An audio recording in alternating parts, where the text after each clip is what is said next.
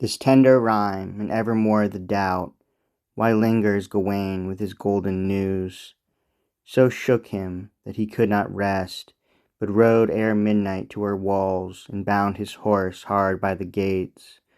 Wide open were the gates, and no watch kept, and in through these he passed, and heard but his own steps, and his own heart beating, for nothing moved but his own self, and his own shadow.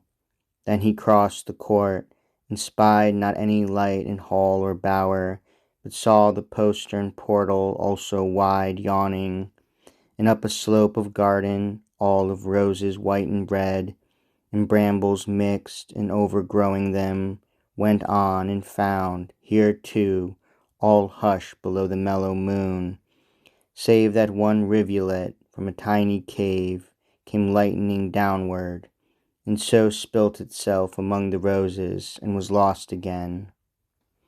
Then was he ware of 3 pavilions reared above the bushes, gilden peaked.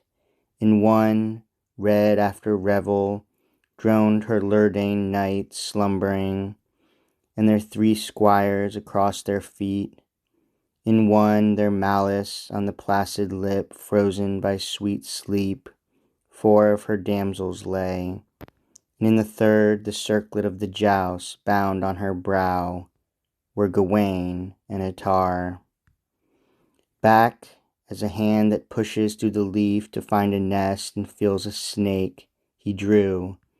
Back, as a coward slinks from what he fears to cope with, or a traitor proven, or hound beaten, did Pelleas in an utter shame creep with his shadow through the court again, fingering at his sword handle until he stood there on the castle bridge once more, and thought, I will go back and slay them where they lie.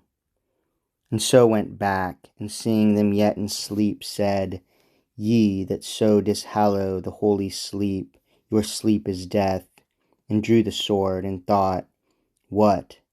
Slay a sleeping knight? The king hath bound and sworn me to this brotherhood. Again, alas, that ever a knight should be so false.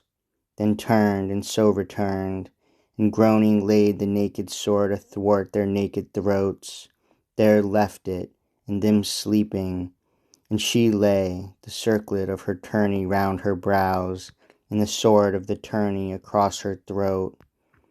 And forth he passed, and mounting on his horse stared at her towers that, larger than themselves in their own darkness, thronged into the moon. Then crushed the saddle with his thighs, and clenched his hands, and maddened with himself, and moaned, Would they have risen against me in their blood at the last day, I might have answered them, even before high God. O tower so strong, huge, solid, would that even while I gaze the crack of earthquake shivering to your base split you, and hell burst up your harlot roofs, bellowing, and charred you through and through within, black as the harlot's heart, hollow as a skull. Let the fierce east scream through your eyelet holes, and whirl the dust of harlots round and round in dung and nettles. Hiss, snake, I saw him there. Let the fox bark, let the wolf yell. Who yells here in the still sweet summer night, but I, the poor Pelleas, whom she called her fool. Fool, beast, he, she, or I, myself most fool, beast too, as lacking human wit, disgraced, dishonored, all for trial of true love. Love, we be all alike, only the king hath made us fools and liars. O noble vows, O great and sane and simple race of brutes, that own no lust because they have no law. For why should I have loved her to my shame? I loathe her, as I loved her to my shame. I never loved her, I but lusted for her. Away!